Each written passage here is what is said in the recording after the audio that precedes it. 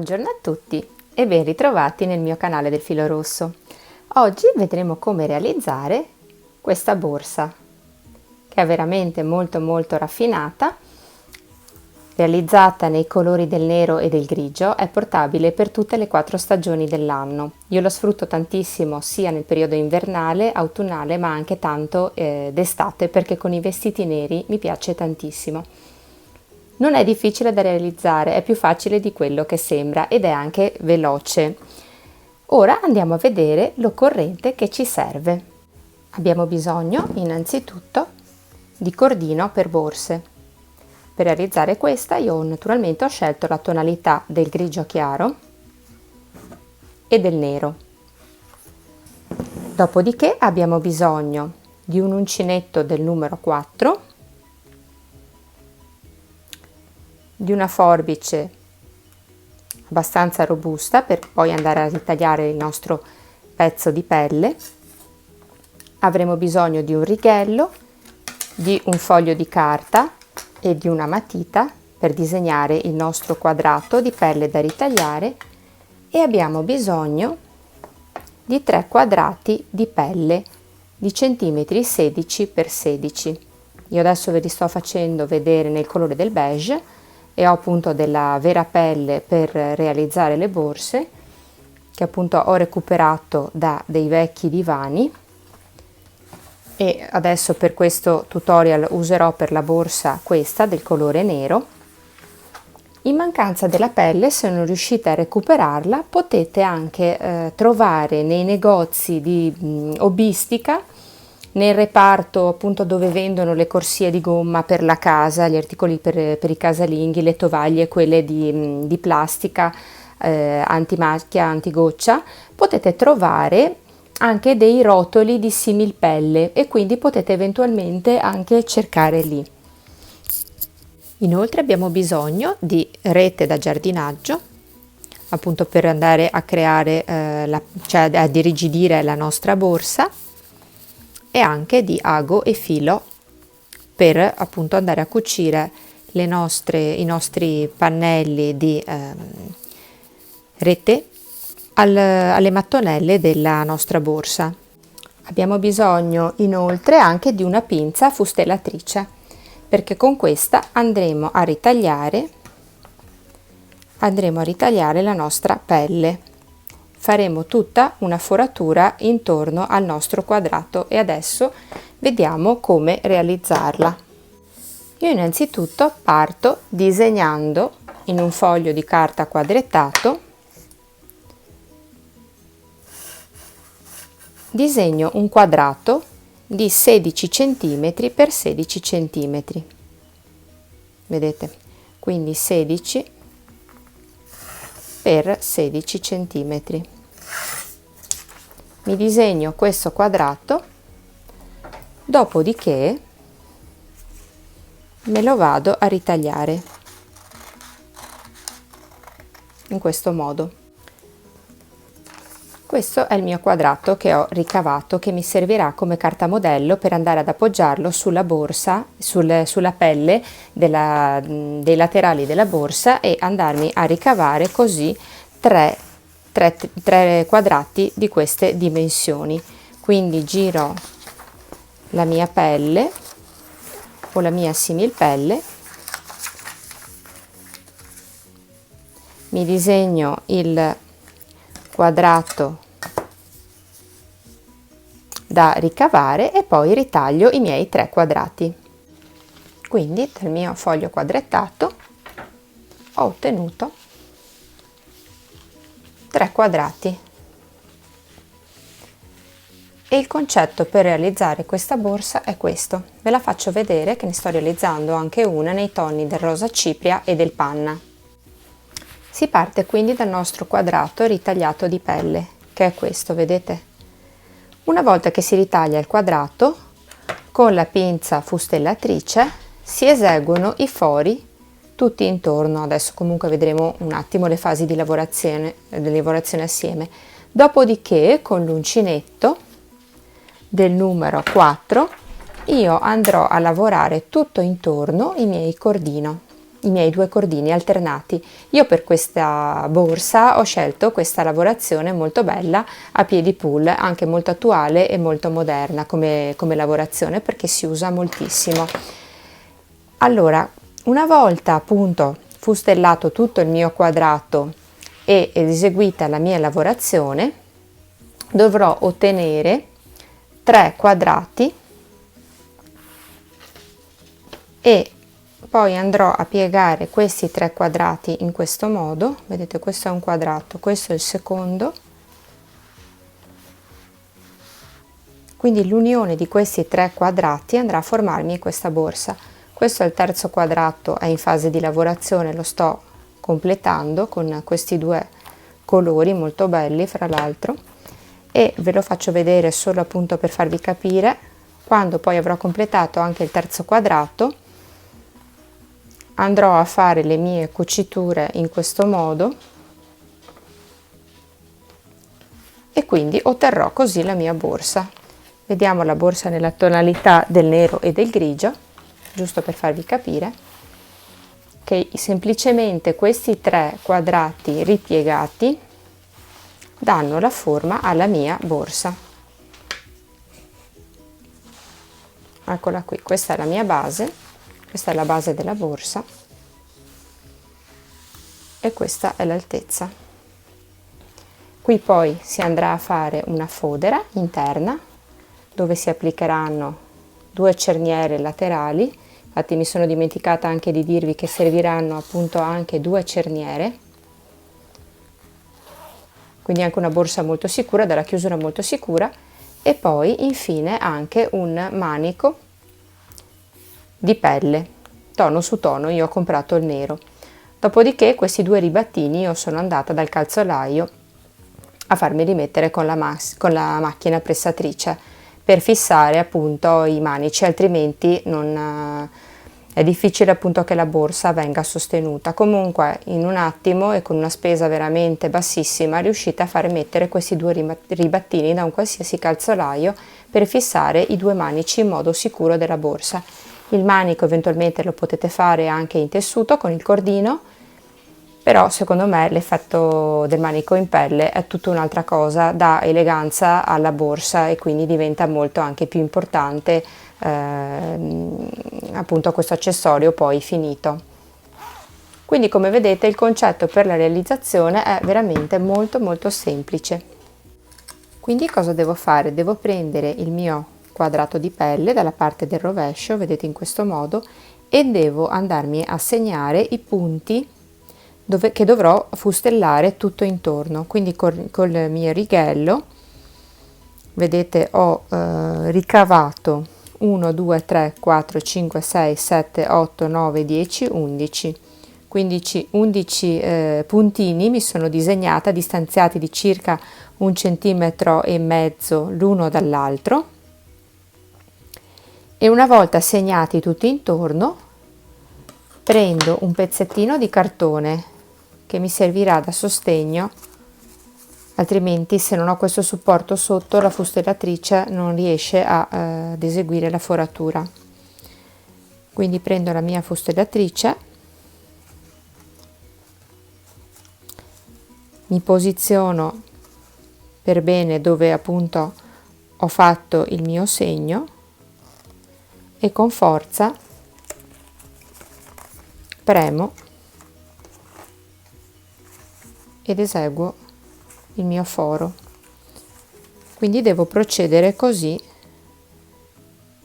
per tutti i lati che ho segnato e per tutti i forellini appunto che ho segnato intorno ad ogni lato del mio quadrato, in questo modo. Vedete? Dopo che ho preso appunto tutte le mie misure e ho forato con la fustellatrice, il risultato è questo quadrato tutto forato all'intorno, che ci servirà appunto come base per agganciarci ora con l'uncinetto ed il nostro cordino, in questo caso del colore nero. Prendo ora il mio uncinetto del numero 4 ed il mio cordino, lascio un pezzettino, una codina lunga che poi andrò a fissare successivamente. Parto all'incirca dalla metà del quadrato o da un angolino più o meno, insomma io parto dalla metà. Lascio il lato corto con la codina fuori, che è quello appunto che mi fisserò successivamente, e prendo il lato lungo. Con l'uncinetto aggancio il cordino, lo porto fuori ed ora, questa è la codina lunga, entro nel foro successivo, prendo il lato ovviamente del cordino lungo che devo andare a lavorare e lo passo fuori in questo modo dall'occhiello che ho lavorato e formo così tanti occhielli. Rientro nel buco successivo, prendo il mio cordino, lo porto fuori e porto fuori dal mio occhiello. Devo cercare di formare tutto intorno degli occhielli, cercando di non tirare, di lasciare morbido lo spazio tra un occhiello e l'altro, mi raccomando. Quindi vado a lavorare tutto intorno in questo modo.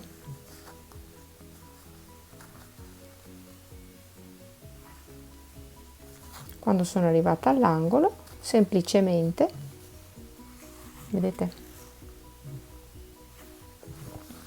mi giro da questa parte e procedo così lungo tutta la circonferenza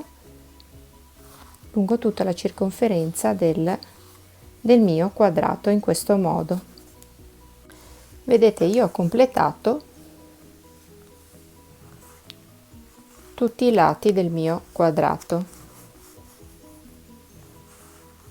passando appunto il mio cordino e formando così delle asole. Mi raccomando, le asole devono avere delle distanze regolari, quindi fate attenzione quando montate. Il lavoro non deve tirare, deve essere neanche troppo morbido, deve essere regolare, giusto, di una tensione giusta tutto intorno al vostro lato, al perimetro appunto di questo quadrato. Arrivate alla fine, vedete, mi resta l'ultima asola e me la vado ad agganciare alla prima, in questo modo,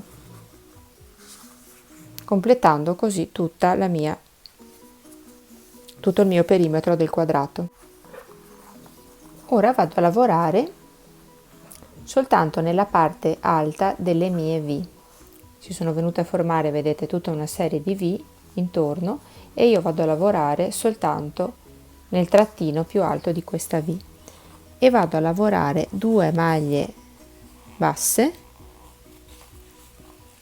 soltanto nella parte superiore di ogni asola, in questo modo. Quindi 2, poi vado nell'asola successiva, ne lavoro altre 2, passo nell'asola successiva, ne lavoro altre 2, quindi procedo così a lavorare in questo modo.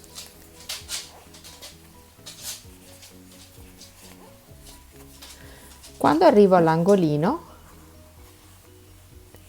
vedete, nell'ultima V dell'angolino lavoro le mie 2 maglie alte.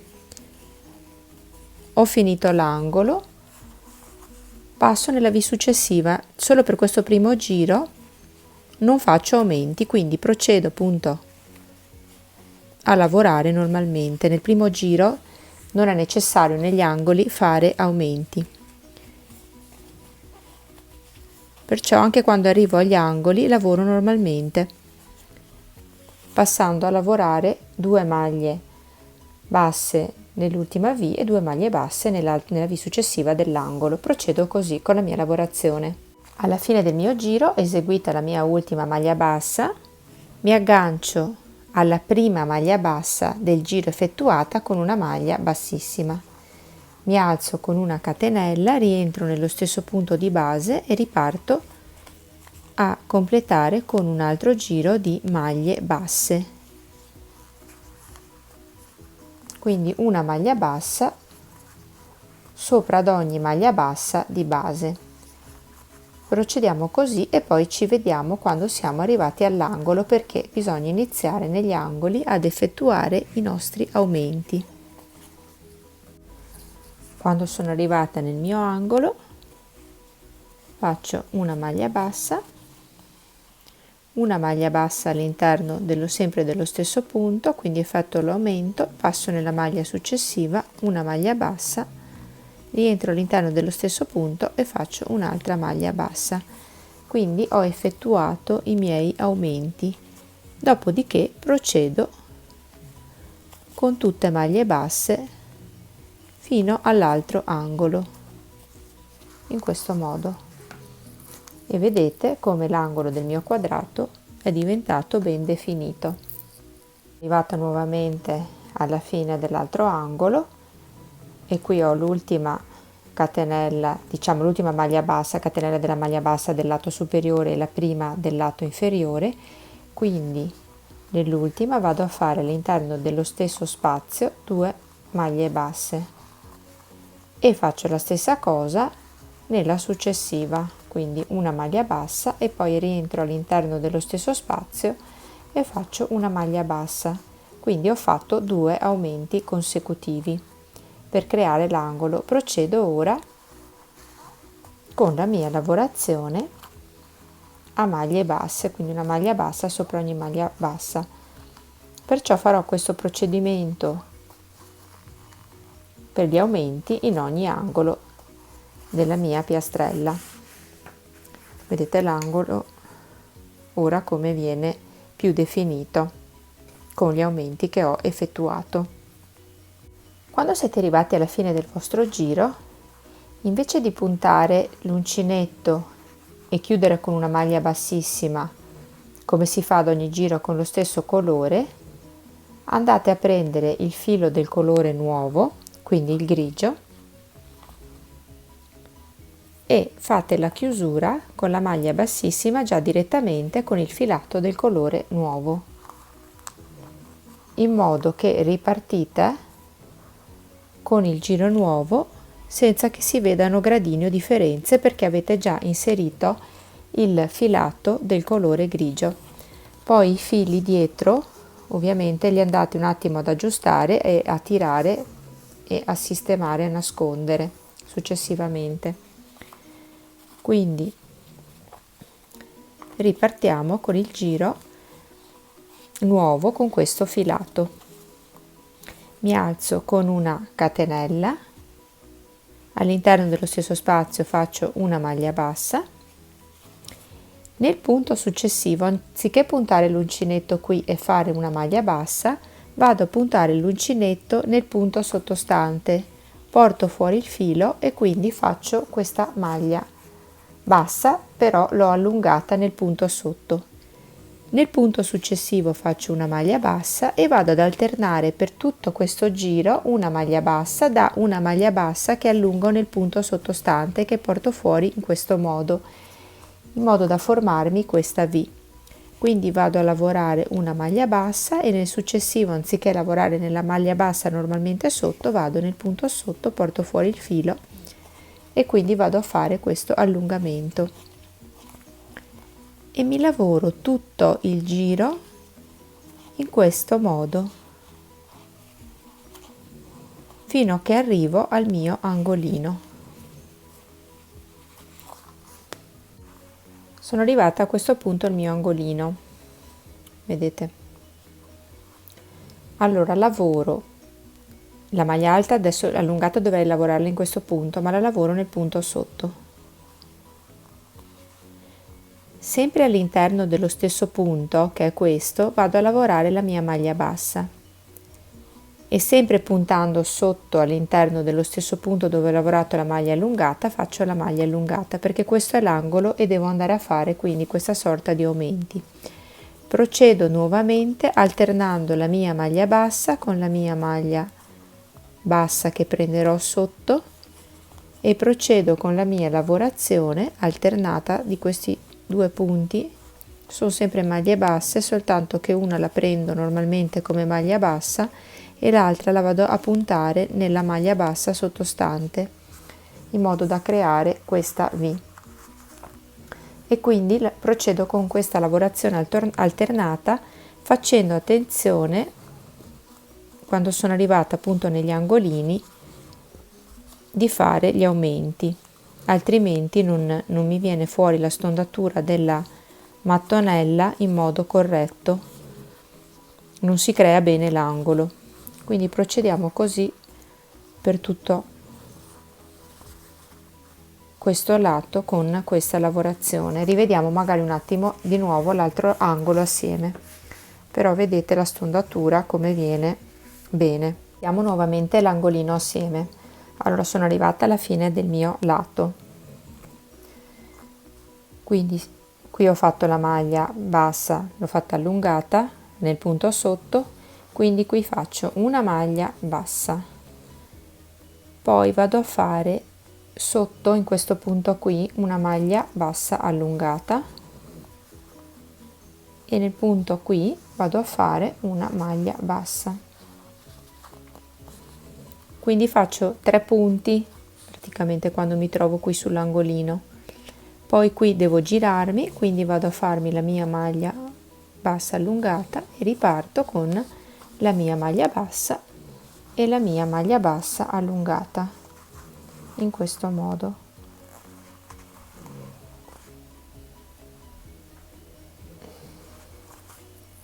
Ho completato anche questo angolo qui, ho fatto la mia maglia bassa, adesso devo fare la maglia bassa che prendo nel punto più sotto e la eseguo.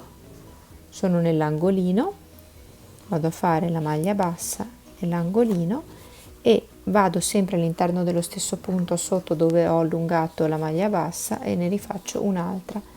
Quindi in questo angolino ne ho praticamente fatta 1, 2 e 3. Giro il lavoro e procedo con la mia lavorazione. Ho fatto tutto il mio giro, chiudo con una maglia bassissima agganciandomi alla prima maglia eseguita, alla prima maglia bassa. Mi alzo con una catenella, rientro all'interno del punto e procedo alla lavorazione di questo giro tutta a maglie basse, quindi una maglia bassa sopra ad ogni maglia bassa.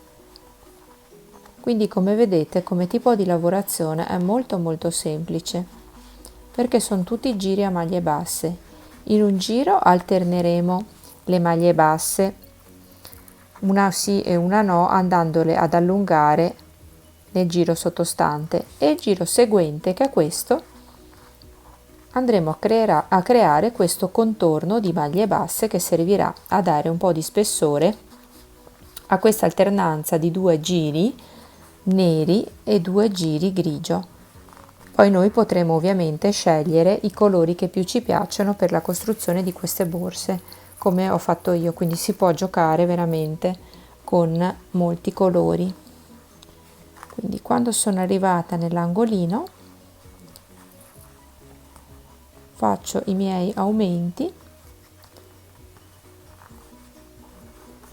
e proseguo tutto intorno con la lavorazione a maglie basse. Quindi vedete la mattonella come prende forma in questo modo. Finito il mio giro, mi aggancio con una maglia bassissima, però estraendo il nuovo filo di colore, il nuovo colore, scusate, quindi il nero. Faccio il cambio colore perché ho fatto il mio giro di maglie basse tutto intorno e quindi cambio il colore, tiro dietro le mie codine bene, quindi faccio la mia maglia bassa, una catenella, mi alzo con una catenella, eseguo la mia maglia bassa e procedo con la mia lavorazione alternando la maglia bassa e la maglia bassa presa sotto. Vedete che a questo punto della lavorazione la maglia bassa che io vado ad allungare sotto mi viene sfarsata, ed è giusto che venga così sfarsata rispetto a quella del colore grigio chiaro. Adesso vi faccio vedere con attenzione. Adesso ho fatto la maglia bassa normale, vado a prendere sotto la mia maglia bassa allungata. Vedete, le maglie non devono venire una sopra l'altra, ma devono venire sempre una di lato all'altra, in questo modo, per tutta la lavorazione. Vi faccio vedere bene dal punto di colore, dallo stacco di colore di quella rosa e panna, rosa cipria e panna. vedete la maglia rosa allungata e poi la maglia panna che mi va a finire di lato, quindi non devono venire una sopra l'altra, ma devono alternarsi, in poche parole, queste maglie, ed è corretto così, perché appunto l'alternanza laterale di questi punti mi crea questo gioco tipo piedi pull molto molto bello. E quindi procedo come abbiamo visto appunto prima per la lavorazione in grigio, alternando 2 giri per colore, quindi farò 2 giri con il grigio perla e 2 giri con il nero, solo che un giro lo faccio allungando le maglie, alternando le maglie basse, alternandole una maglia bassa normale e una allungata come sto facendo ora, e nel giro successivo invece faccio tutto il giro sopra di maglie basse. Procedo con questa lavorazione, vi dico per quanti centimetri io ho lavorato. Ho lavorato in tutto, vedete, per 8 centimetri e mezzo. Alla fine ho chiuso con il giro di panna e poi ho scontornato con il giro del colore principale con cui ho iniziato, in questo caso era rosa, qui andrò a finire con il nero. E quindi chiudo la lavorazione con un contorno di maglie basse semplice del colore nero in questo caso. Terminata la mia lavorazione, la mia piastrella avrà questo risultato qui, vedete, quindi al centro il mio quadrato di pelle e tutta la mia lavorazione in contorno. Questo è il risultato. Dovrò ottenere quindi 3 piastrelle uguali, identiche. Alla fine della mia piastrella, che cosa devo fare? Devo prendere la mia rete da giardinaggio e devo ricavarne 3 quadrati, ognuno della grandezza di circa 1 centimetro più piccolo rispetto a quello della mia piastrella ottenuta. Dovrò fissare questa rete, questo quadrato di rete, per irrigidirla con il mio ago e il mio filo intorno all'interno, appunto nella parte del rovescio della mia piastrella. Quindi prenderò ago e filo e inizierò ad effettuare la mia cucitura tutto intorno. Non servono grandi punti, basta soltanto fissare appunto questa rete in modo molto semplice, ma cercare appunto di stringere bene la lavorazione in questo modo da doverla fissare proprio. Lasciate 1 centimetro appunto di margine dalla parte esterna e procedete così tutto intorno con ago e filo. Ecco qui, una volta cucita la nostra rete sulle nostre piastrelle saremo pronti, su tutte e 3, quindi saremo pronti per andare a cucire e ad assemblare i nostri pezzi.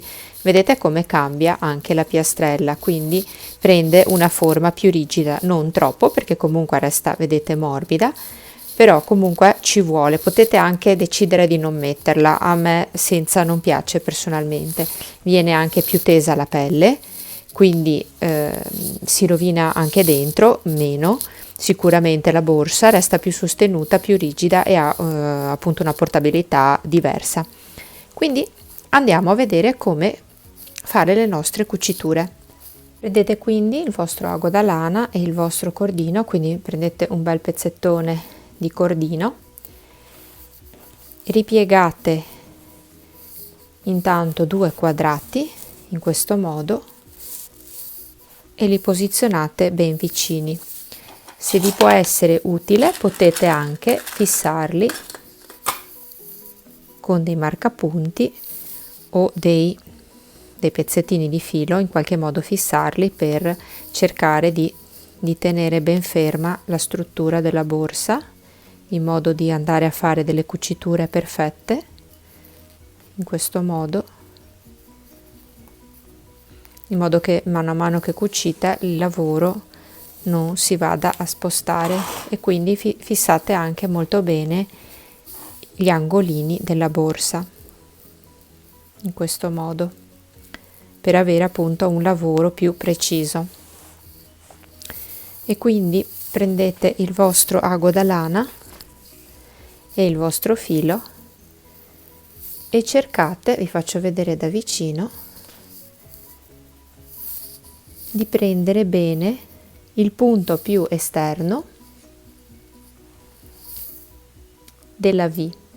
Quindi questa è la nostra V, questa è la nostra V esterna, quindi vedete questi sono i punti della V.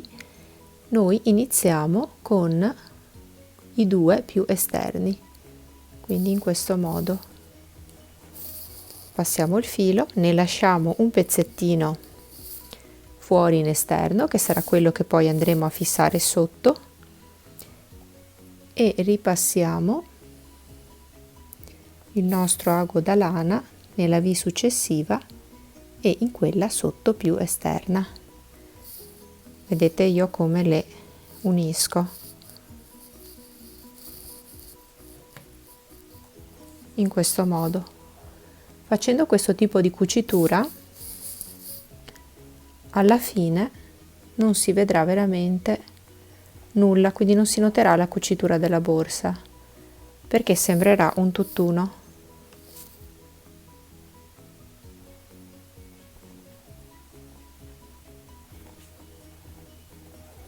Sembrerà praticamente che il cordino sia un tutt'uno. Infatti, se vedete, non si nota nulla che sembri cucitura, e diventa una lavorazione quindi uniforme.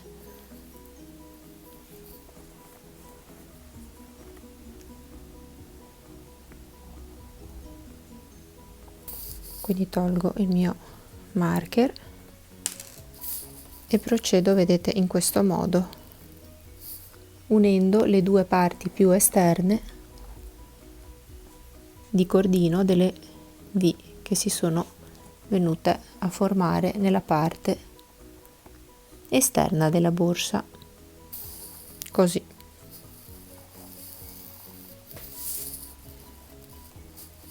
Guardate come viene perfetta.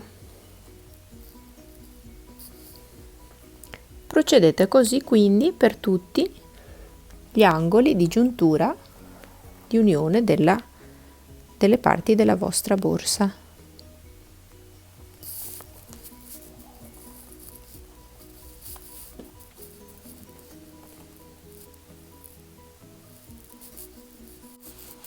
Vi faccio vedere l'effetto finale.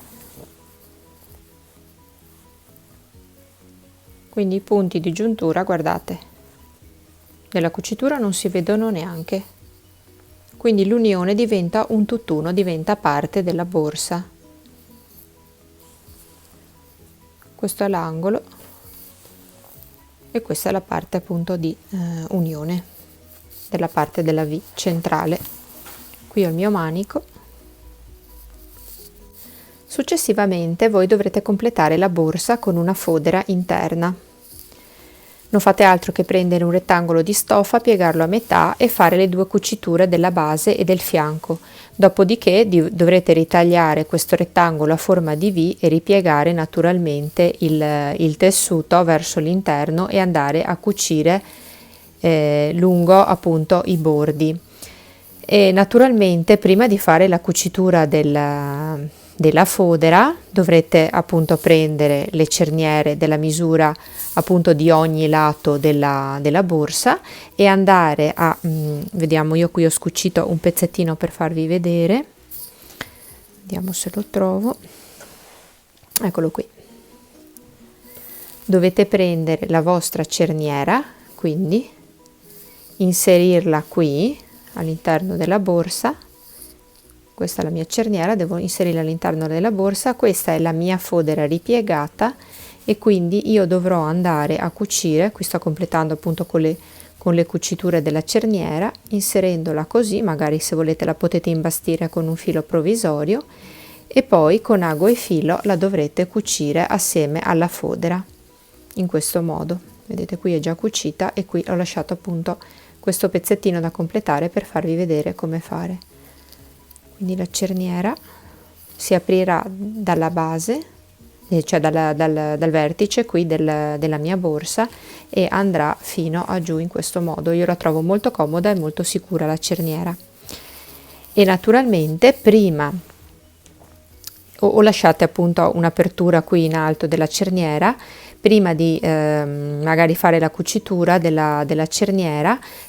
Dopo appunto portate la borsa con il manico di pelle. Io la porto dal mio calzolaio di fiducia che appunto mi inserisce un pezzettino di manico, quindi qui dentro c'è un altro pezzettino di manico, ci saranno altri 5-6 centimetri.